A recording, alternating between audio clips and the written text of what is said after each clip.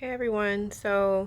I had some really great news today that I received not even a job, a career. Actually what I'm going to school for. I haven't received my degree yet. But I got the job before I got the degree. And I didn't think that I was going to get the job. It's kind of strange because um I'm a woman of God, of course, and I do these videos from time to time, and we say we believe in the Lord for all things, and I think even in us believing in the Lord for all things, that we have these moments where we, in our hearts, we do believe, but then the flesh will make you doubt. And I do believe God can do and will do all and can do anything. I don't believe He's limited by time or space or by anything else. But sometimes I don't know if maybe He wants certain things from me or not. Um, And then I know that many people will probably relate to this, but sometimes I don't really know if I deserve the things that I want. Um, when I think about all the things that I've done wrong, all the mistakes that I've made, all the opportunities lost, and then I start to wonder, do I even deserve this? Is it even something that's really meant for me? But I've always been content with the things that I have. I'm not the type of person who always wants more and I want to bigger this and more that. And I've just always really been content with the things that God has given me. And so I very rarely ask for more. I believe that when the Lord is ready, that He gives it to you. And so this is kind of what has happened because I wasn't looking for a job. Um, But the job that I received is actually the job. Um, well, I won't say it is the exact job, but it's extremely similar to the job that I am actually going to college for. Um, and I was not qualified at all for it. Um, and then it fell in my lap. I've been volunteering every morning, and just really trying to, I don't even like to use the terminology like give back because it doesn't have anything to do with giving back anything. It's just doing what the Lord has called you to do. I don't have or possess something that I feel like I've taken that I need to give back. Um, and I feel as though whether we are rich or whether we are poor, we all should be giving. So it's not a matter of um, not ever having enough to give because we always can give something, even if it's not monetary in value. We always can give our time. We can give our attention. So there's several different ways we can give, and we should all be giving. The Word of God says it's better to give than to receive. And so I've been doing that. I've been just um, really consuming myself in it lately to the point where I really, it's strange, but the job I currently had, I didn't want to go to work. I just would rather volunteer, which was really weird because I wasn't getting paid for volunteering. But I loved what I did so much because it was so in line with what I'm going to school for, which is human development and family services, that I just like never wanted to go to work and get an actual paycheck. It was just weird. But anyways, the Lord knows the desires of our heart, whether we speak them or whether we don't. And so I'm sure He saw fit to place me in this position long before I even knew it existed. And even after I found out that it existed, I immediately thought, well, I'm not qualified to do that. I don't have my degree yet, and so not really qualified for it. Um, it'd be better off in someone else's hands.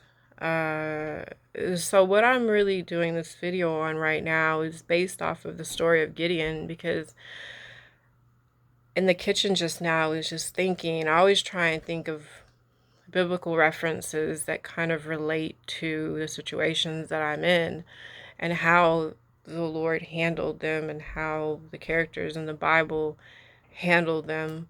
And immediately I thought of Gideon. Because Gideon loved the Lord. And Gideon was minding his own business. And God chose him for something. And Gideon also doubted himself. He doubted his ability to do what God was calling him to do. And he asked for proof over and over again before he would even do it. See, and the crazy thing is, God knew the fear in Gideon's heart, but he didn't hold it against him because he knew that Gideon wanted to do his will. It was just that he knew that we are human and we are afraid. And the Lord did something really special for Gideon that I've always thought was special. And that is that when Gideon decided to, lead this army and attack the Midianites, he was still afraid. He agreed to do it after asking the Lord to prove himself over and over, and he finally agreed and said, okay, I'll do it. But he was still fearful. But he didn't ask God a fourth time. Or maybe it was the third time. I'm not sure how many times he asked him, but he didn't ask God again. He was just going to go off of pure faith, like in what God had already shown him. But the Lord knew that Gideon was still afraid, and he gave him proof again. And I always thought to myself, like, wow, that's like, the Lord is so compassionate. Like, Gideon didn't even have to say, Lord, I still am really doubtful and I'm still really afraid to do this. He just knew Gideon's heart and was like, my son needs another set of proof. Like, he needs more proof, even though he's not asking for it. And he gave that to him. So it just really made me think of my situation because I was battling back and forth after the interview.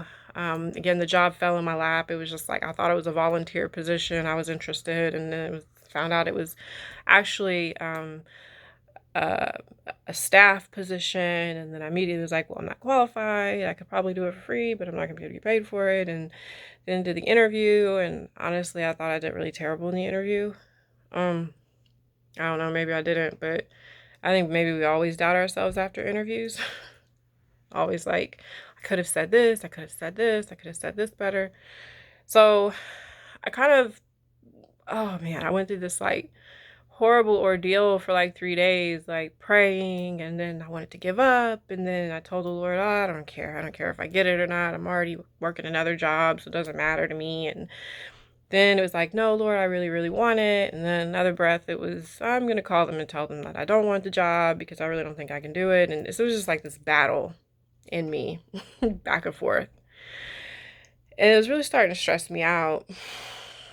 And the Lord reminded me of a devotion that we did at the center where I volunteer. We did a devotion last Thursday, and it was just on trusting God, like, and letting go. And I can read that as well. But so he reminded me of that, and at that moment, I said, okay, I just trust you. Like, I trust that you got this thing covered. And today was just such a huge surprise for me because I guess it was in my heart, I felt, well, if I don't get it, I'm already working. It's not like I'm out here hunting for a job and, I'm going to be without a job. And then another breath, it was like, but God, I really, really, really like, I really, really, really want this job. So and then I felt like, well, what if I do get it? If I do get it, then I'm not going to really know exactly what I'm doing, but I know the Lord will bless me to know because I'm really smart. Like, I don't boast on myself, but the Lord has given me so much wisdom into things that I don't know already, in positions that God knows I went into, like I don't belong here. And then a week later, it was like I have known it my whole life. So I knew that he could do that again. But Yeah, so I just kind of was stuck in this place where I felt like if I do get the job, oof, Lord, it's gonna be really scary.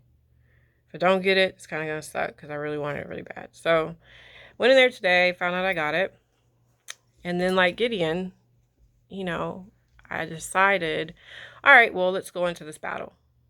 Right, the Lord has proven enough for me. He let a job fall in my lap. Um, I love the people up there, and you know, I felt like he doesn't do anything without a reason. That was proof enough for me. And I said, you know what, we're going into battle. But in my heart, I was still scared, just like Gideon. And so the Lord did something today when I accepted the position, and I'm gonna have a partner, part-time partner, for a couple days out the week to help me. And I thought that was like, oh my God, God took into consideration my fear. Like, he took into consideration that I really wanted the job, but I kind of wanted to do it alone, but I kind of didn't want to do it alone. I kind of wanted like to bounce ideas off of other people, and he took it all into consideration. It's just a prayer that I didn't even pray. Didn't even think of praying it. Didn't even think it was possible. But yeah, so it took a humongous amount of stress off of me. And I immediately, like I said, thought of Gideon, like, God, he did to me what he did for Gideon. He read my fear, and within reading my fears, he provided like this comfort for me that he didn't have to do. Because he knew in my heart I was going to go forward into battle. I was going to go forward into position regardless, just purely just trusting him. But you know, he still is so compassionate that he actually gave me this help, you know. Um, and I just thought it was really beautiful. So I'm going to read part of Gideon. Um, and I love the story of Gideon. Because Gideon he is so human, like he's just so much like us, and there's like really nothing awesome about him. He doesn't even really think there's anything awesome about himself. Like, he just feels like, I press the I thresh the wheat. This is what we do. We're in hiding right now. And this is who I am. I'm a wheat thresher forever. That's all I'll ever be. But he has these deep, deep, deep concerns about the position of Israel.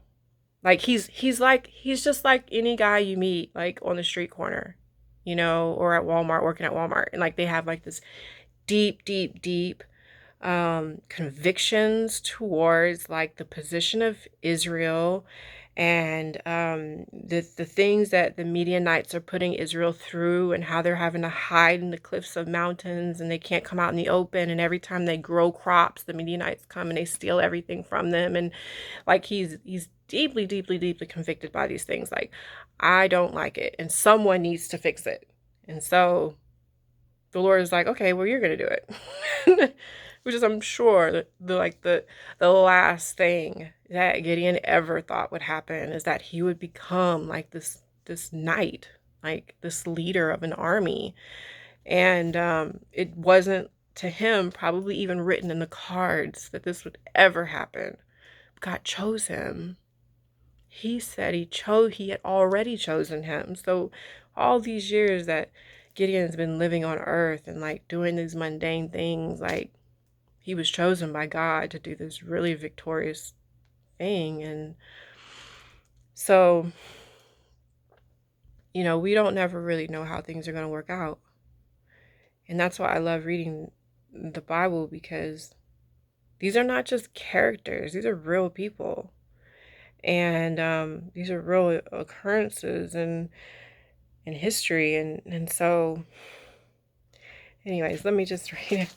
So at this point, Israel is like in hiding, all right? They're just like in hiding because the Midianites are like, they mean business, and they're just trying to like wreak havoc all over and like take over. And so Israel is kind of like punked out, and they're in hiding, and he's threshing wheat in the wine press because he's trying to hide, because he doesn't want it to be exposed that they even have wheat, because the Midianites come take that too. They're just taking everything from them. So it says, this is in Judges chapter 6, verse 11 that I'm starting. It says, now the angel of the Lord came and sat under the terebinth tree, which was in Ophrah, which belongs to Joshua. I might be getting these names all screwed up, but if you're reading along, just sound them out the way you want to. The only name I know is Gideon. The Abizarite, while his son Gideon threshed wheat in the winepress in order to hide it from the Midianites. And the angel of the Lord appeared to him and said to him, the Lord is with you, you mighty man of valor. So what I love about this is that the Lord addresses him in the way he sees Gideon. Like, he doesn't say, hi, Gideon. Like, he says, like, Gideon's like threshing wheat.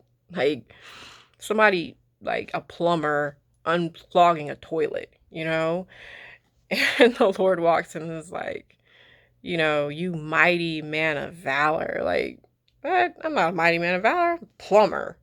Like, so he literally, he sees us. We don't see ourselves the way the Lord sees us.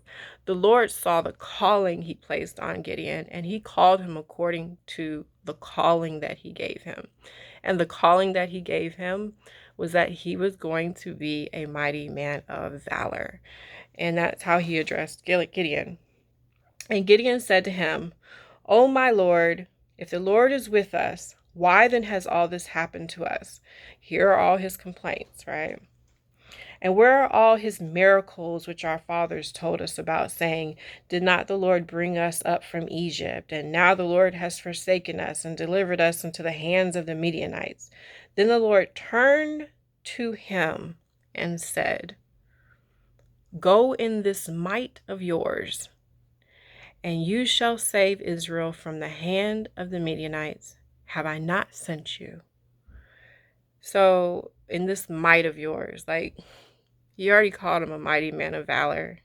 He's seeing the future of Gideon. But then he's also seeing these, like, convictions that Gideon has. Like, he's really passionate about his concerns for Israel. And he's like, yeah, okay, take all of that. Take all that steam you have, and you go. Don't just go, but go because I sent you. Because I sent you. So obviously the Lord never sends us into anything that we're not going to be victorious in. Like, he's not a failure. He has never failed at anything ever in life. So that's why he says, "Have I not sent you?" So he said to him, Gideon said to the Lord, "O my Lord, how can I save Israel? Indeed, my clan is the weakest in Manasseh, and I am the least in my father's house." I like that because sometimes I feel like that. I look at some of the accomplishments of my family members, and then I look at, like, a lot of the things I put myself through. A lot of the mistakes that were made, the missed opportunities, and I'm like, look at my age, and I'm like, I'm almost 40, like, I should be this far, I should have a master's degree, I should even have a doctorate by now, and I should be making this much money, and and then I look at the people around me and my family, and I'm like, God, I feel like the least. Like, I feel like I kind of kept missing that train. And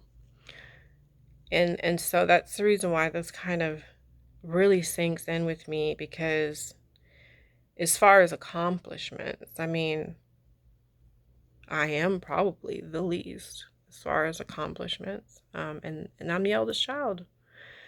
And, you kind of write some people off and say, well, not really sure if that one's ever going to get their life together. And so that is kind of how it's felt. When the Lord asked me to do something, and I'm like, you want me to do it? Why me? You want me to help with the poor? Why me? Why have you chosen me to do that? You know, why have you given me this voice? Or you say you've given me this voice, but have you really?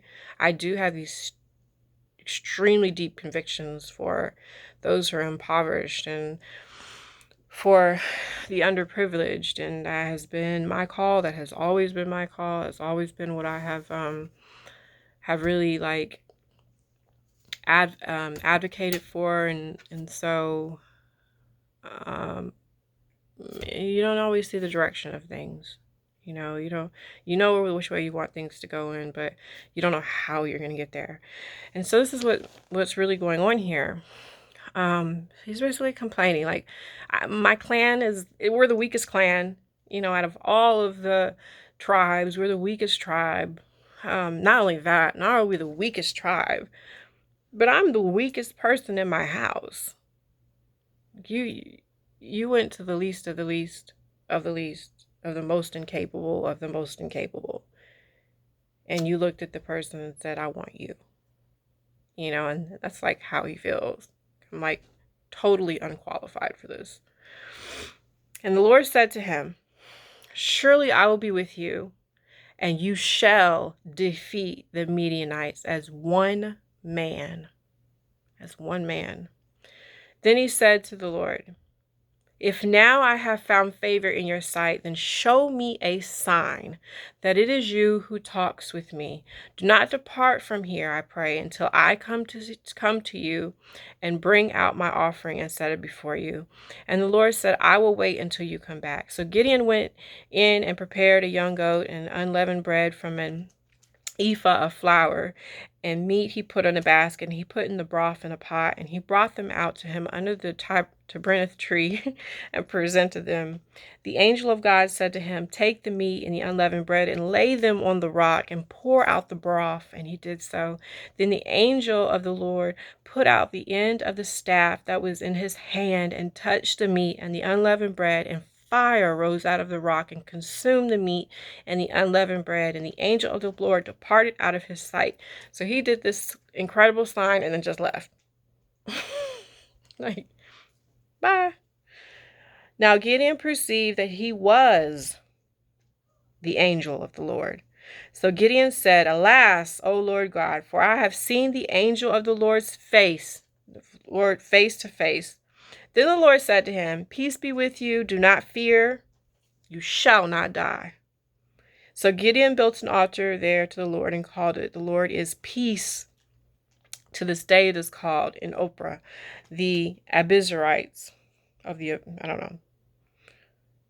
Today it is still in Ophrah of the Abizarites. Now it came to pass the same night that the Lord said to him, take your father's young bull, the second bull of 7 years old, and tear down the altar of Baal that your father has.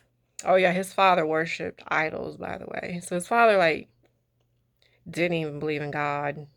Okay, so he's like the least of the least of the least, of the weakest of the weakest of the weakest, of the most unqualified. And his daddy don't even worship God alone. He worships all these different gods. So I'm sure Gideon never thought he'd be chosen to do anything. Cut down the wooden image that is beside it, and build an altar to the Lord your God on top of this rock in the proper arrangement, and take the second bull and offer a burnt sacrifice with the wood of the image, which you shall cut down. So Gideon took 10 men from among his servants and did as the Lord said to him. It says, and when the men of the city arose early in the morning, there was the altar of Baal torn down, and the wooden image that was beside it was cut down, and the second bull was being offered on the altar which had been built. So they said to one another, who's done this thing? Who went up in here and just tore up all our stuff? Like, dang, we went to sleep and somebody that came up in here and tore up everything. You know, they worshiping other guys and they just trying to figure out, well, who done did this. So they said to one another, who's done this thing? And when they had inquired and asked, they said, Gideon, the son of Joash, has done this thing. Then the men of the city said to Joash, basically the Lord done got the boy in trouble. The Lord done told him to do something that he knew was going to make the men mad. Okay. So they done went to the boy daddy and said, bring out your son that he may die, because he has torn down the altar of Baal, and because he has cut down the wooden image that was beside it. But Joash said to all who stood against him, would you plead for Baal? Would you save him? Let the one who would plead for him be put to death by morning. If he is a god, let him plead for himself, because his altar has been torn down. Because his altar has been torn down. Therefore, on that day, he called him Jerubbaal, which is let Baal plead. That's what it means. Let that wooden image plead for itself. It ain't going to do it because it's dead, so it's not going to plead for itself. Let Baal plead against him because he has torn down his altar. So, obviously, Baal can't plead against him because Baal ain't even real and Baal is dead and doesn't even exist. So, then all the Midianites and Amalekites and the people of the east gathered together, and they crossed over the encampment in the valley of Jezreel. But the Spirit of the Lord came upon Gideon. Important. Very important. When the Spirit of the Lord comes upon you, you're able to do and say some really wise things. Like, it's not your might anymore, it's his might. He's speaking through you. So the Spirit of the Lord came upon Gideon. Then he blew the trumpet, and the Bizarites gathered behind him. And he sent messengers throughout all Manasseh, who also gathered behind him. And he also sent messengers to Asher, Zebulun, and Naphtali, and they came to meet them. So Gideon said to the Lord, if you will save Israel by my hand, second sign, as you have said, look, I shall put a fleece of wool on the threshing floor. If there is dew on the fleece only, and it is dry on all the ground, then I shall know that you will save Israel from my hand, as you have said. And it was so. When he rose early the next morning and squeezed the fleece together, he wrung the dew out of the fleece in bowls full of water. Then Gideon said to God, this is the third one. Now, he said this is going to be the last time, but it wasn't. He still is terrified. Third time. Do not be angry with me, but let me speak just once more. Let me test, I pray, just once more with the fleece. Let it now be dry only on the fleece, but on all the ground let there be dew. And the Lord did so that night. And it was dry on the fleece only, but there was dew on all the ground. So, the Lord is so compassionate, right? We're never to test God. And in testing God, that's saying, I don't believe in you. If you're real, then do this. That's testing God. No, as believers, it's okay for us to want confirmation. We believe, we just need a little confirmation, right? He understands that as believers, sometimes we just need a little confirmation. But we are not supposed to test him, right? We're not supposed to just throw these tests out there that really don't mean anything, because when you're testing God, you don't believe in him anyways, which means that even if he did what you asked him to do, you still wouldn't believe. You just want another test, another sign. So it's totally different. So we move on. And this is what the Lord does. So to me, this is the most beautiful part. Okay, I'm going to mess some of these people's names up. Okay, so.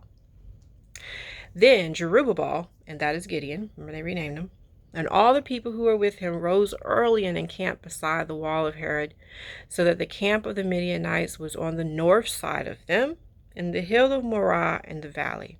And the Lord said to Gideon, the people who are with you are too many for me to give the Midianites into their hands. The least, if this happens, Israel claimed glory for itself against me, saying, my hand has saved me. So basically, God's looking at all these warriors, And he's like, okay, there's too many of y'all. I'm not going to do this with all these people. Because when y'all win, you're not going to thank me for it. You're going to say, oh, it's because we are the best and we're the strongest and we had more people than them and we this. Like, we always like to take the glory. So God says, nah, scratch that. I'm not sending all y'all. We about to eliminate some people here. And I'm sure at this point, Gideon is like freaking out. Okay, I know he's just like, he was probably like so confident, like, yeah, I got a good army, thousands of us, and all right, we got more people than them, so we're gonna take it, and we're gonna win. But he wasn't thinking like we're gonna win because the Lord is with us. We're gonna win because we got a lot of us, like, and they're gonna lose because they ain't got hardly anything. Well, the Lord's about to scratch that whole thing. And he says, now therefore proclaim in the hearing of the people, saying, whoever is fearful and afraid. Gideon's probably like, that's me. Let him turn and depart at once from Mount Gilead. And 22,000 of the people returned, and 10,000 remained. So they had 32,000 people. Now, they had more than half of them that was terrified and was like, yeah, we going home. We ain't down for all this slaying and stuff. And I ain't been trained properly. And I'd rather just sit at home and thresh wheat in the wine press. I don't know. So, but the Lord said to Gideon, the people are still too many. I know Gideon's like, dang. What do you mean? Like, I done got all these people. I done sent out all these, like, invitations for people to go to war with me. And now you talking about it's just too many. What? The Lord says, yeah, it's still too many of y'all. 10,000 people they have now. The people are still too many. Bring them down to the water, and I will test them for you there. Then it will be that of whom I say to you, this one shall go with you, the same shall go with you. And of whom I say to you, this one shall not go with you, the same shall not go. So he brought the people down to the water, and the Lord said to Gideon, everyone who laps from the water with his tongue as a dog. Now, I'm going to tell you, I don't know who laps water like that. Like, I don't know who, what human being would lap water like a dog. Okay. Okay. Yeah. You shall set apart by himself. Okay. Likewise, everyone who gets down on his knees to drink, and the number of those who lap, putting their hand to their mouth, which is the way I would do it. You know what I'm saying? Get some water. That's how we get water. Putting their hands to the mouth. These 300 men. Okay, let me read that again because I'm all messed up. Okay, so here we go. Everyone who laps from the water with his tongue as a dog laps, you shall set apart by himself. Likewise, everyone who gets down on his knees to drink, and the number of those who lap, putting their hand to their mouth, was 300 men. But all the rest of the people got down on their knees to drink water. Then the Lord said to Gideon, but the 300 men who lapped, I will save you. But the 300 men who lapped, I will save you, and deliver the Midianites into your hands. So the ones who lap are the ones that, this way, not this way. Okay. Obviously. Let all the other people go, every man to his place. Like, send the rest of them home. Because I don't even know why they drink water like that anyways. That's just weird. So, yeah. No victory for you. So the people took provisions and their trumpets in their hands, and he sent away all the rest of Israel, every man to his tent, and returned those 300 men. Now the camp of Midian was below him in the valley. It happened on the same night that the Lord said to him, arise, go down against the camp, for I have delivered it into your hand. They got 300 people. He may as well went with his family down there. It's only 300 of them. That's not a lot of people. But if you are afraid to go down to the camp with Purah, your servant, and you shall hear what they say. he knew Gideon was still terrified. Like, I mean, it ain't even the fact that Gideon was still terrified. It's the fact that Gideon was more terrified. Like, he was already scared with 32,000 people. Now there's like 300 men. Now he's like terrified times 10,000. So, and then the Lord actually, he's so funny. The Lord's so funny. He's like, yeah, if you're still scared, then you can take your servant with you down there. Like, I'm terrified. Can I take more than my servant? Okay. So, but if you are afraid to go down, ha ha ha. I was like, go down to the camp with Purah, your servant, and you shall hear what they say. And afterward, your hand shall be strengthened to go down against the camp. So he knew this is the jewel in this, because the Lord knew, like, as he's eliminating these people, that Gideon is over there like this. He's just like shaking like a leaf. Like, you gotta be kidding me right now. Right? So he knows Gideon is like getting more and more terrified because he's feeling even more unqualified, disqualified to like do this. Like, his strength was being ripped from him. He's just like a wheat thresher, and like he has like it's just no skill, and like now you don't have no army either. So the Lord is beautiful in so many ways because the Lord read Gideon. Like, he knew Gideon's heart. He knew, like, this young kid is terrified. So he gives him this outlet. Like, he gives him this way of being strengthened, right? Of like renewing his strength. And the Lord says in his word that he will renew our strength. It is exactly what he did with me. He renewed my strength. He renewed my confidence. And that's what he's doing with Gideon now. He's recognizing Gideon's lack of confidence and his fear.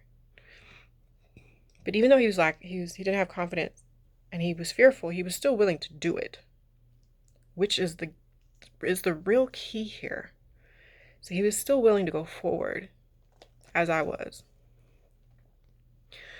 So the Lord tells him, like, if you're afraid you to go against them, then you just take your servant Purah and you guys go down to the camp. You just listen, like eavesdrop. I want you to eavesdrop and just listen to what the Midianites are saying. And once you hear what they're saying, then you're going to be strengthened. Okay? So then he went down with Purah, his servant, to the outposts of the armed men who were in the camp. Now the Midianites and the Amalekites, all the people of the east, were lying in the valley as numerous as locusts, and their camels were without number. Okay? You know how many people that is? It says, as the sand by the seashore in multitude. That's millions of people. There's millions of them. I mean, maybe not millions, but probably like 500,000 or something. It's a lot. A lot more than 300. You can count 300. Like 1, 2, 3, 4, 5. I think I got about 300 people. And when Gideon had come, there was a man telling a dream to his companion. And what I like about this is the fact that we all have these dreams. We all dream. These people didn't believe in God. They weren't followers of Christ or God. They had many gods. And yet their dreams still meant something because God used their dreams for Gideon. This particular dream he used for Gideon to eavesdrop on and hear about. So he can use anyone. 3 men were telling a dream to his companion. The man was telling a dream to his companion. He said, I have had a dream. To my surprise, a loaf of barley bread tumbled into the camp of Midian. It came to a tent and struck it so that it fell and overturned, and the tent collapsed. It's just a piece of bread.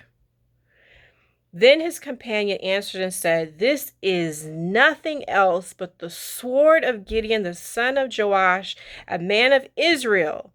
Into his hand God has delivered Midian and the whole camp. So he's basically saying, yo, this means they about to kill us. And so it was, when Gideon heard the telling of the dream and its interpretation, that he worshipped God. He returned to the camp of Israel and said, "Arise, for the Lord has delivered the camp of Midian into our hand." Then he divided the 300 men into three companies, and he put a trumpet in every man's hand with empty pitchers and torches inside the pitchers. And he said to them, "Look at me and do likewise. Watch, and when I come to the edge of the camp, you shall do as I do." When I blow the trumpet, and all who are with me, then you also blow the trumpets, and everyone and on every side of the whole camp, and say, "The sword of the Lord of the God of Gideon." So Gideon and the 300 men who were with him came to the outpost of the camp at the beginning of the middle of watch, just as they had posted the watch, and they blew the trumpet and broke the pitchers that were in their hands. Then the three companies blew the trumpets and broke the pitchers. They held the torches in their left hands and the trumpets in their right hands for blowing, and they cried, "The sword of the Lord and of Gideon." And every man stood to his place, and all around the camp, and the whole army ran and cried out and fled. They fled. He didn't even have to fight. When the 300 blew the trumpets, the Lord set every man's sword against his companion throughout the whole camp. And the army fled to Beth Akakia. I told you I was messing up. No. Toward Zerera, as far as the border of Abel Mahola by Tabath. They fled somewhere far away. I don't even know where the places are, but they was gone. Okay, so what they did was they scared them. I think they was asleep. They started making all this noise. They got scared. They thought they was being attacked. They ended up attacking each other. And so what ended up happening was, I mean, it's dark. God, the Lord is just so smart. Like, what? But that's what happened. They were breaking pitchers, and they were sounding trumpets, and people shouting, and they were scared. And then, I mean, they wake up, they're in a total panic. They grab swords, they're just killing each other, and then they realize they're probably killing each other, and they all just flee and just run. Like, we don't even know what's going on right now. Probably in their drawers. They don't even know. They ain't even got no gear on, nothing. They just fled. Gideon and them didn't even have to fight. So, it says, then Gideon sent messengers throughout all the mountains of Ephraim, saying, "Come down against the Midianites and seize from them the watering places as far as Beth Barah in the Jordan." So basically, they go and acquire all of the things that the Midians stole from them. They go and acquire it all back. So, I didn't really want this to be this long, but I just wanted to share that because I really love the story of Gideon, and I haven't read it in a while, but I did think about it. Like I said, when I went, what happened today was very much a blessing, and I very much worship God for it. And it did make me think of Gideon, because I felt like the Lord really just knew my fear. And I didn't have to verbally say it. I was just kind of like, "Okay, Lord, I'm going to go. I'm terrified, but if this is what you want me to do, I'm going to do it." And then he's like, "Don't worry, my child. Like, I have something prepared for you. You're going to get a little help." So he never calls us into these things alone. And it's such a beautiful thing that he doesn't do that, and I just wanted to share. I just thought that it was beautiful. It was just really made me, I don't know, it just made me feel like his love was so much deeper, than I had already knew. And so this is a devotion that was read last Thursday that I said really made me change my mind when I went through this hard period of kind of tossing and trying to do things on my own. And how will I do it? How will I do this? How will I? Trust me enough to let things happen without striving to predict or control them. Relax. Refresh yourself in the light of my everlasting love. My love light never dims, yet you are often unaware of my radiant presence. When you project yourself into the future, rehearsing what you will do or say, you are seeking to be self-sufficient, to be adequate without my help. This is a subtle sin, so common that it usually slips by unnoticed. The alternative is to live fully in the present, depending on me each moment. Rather than fearing your inadequacy, rejoice in my abundant supply. Train your mind to seek my help continually, even when you feel competent to handle something by yourself. Don't divide your life into things you can do by yourself and things that require my help. Instead, learn to rely on me in every situation. This discipline will enable you to enjoy life more and to face each day confidently. Psalms 37, 3-6, and Philippians 4:19. So I hope this has been a blessing. I know it's kind of long. I was only shooting for like 30 minutes, but that never happened. So be blessed.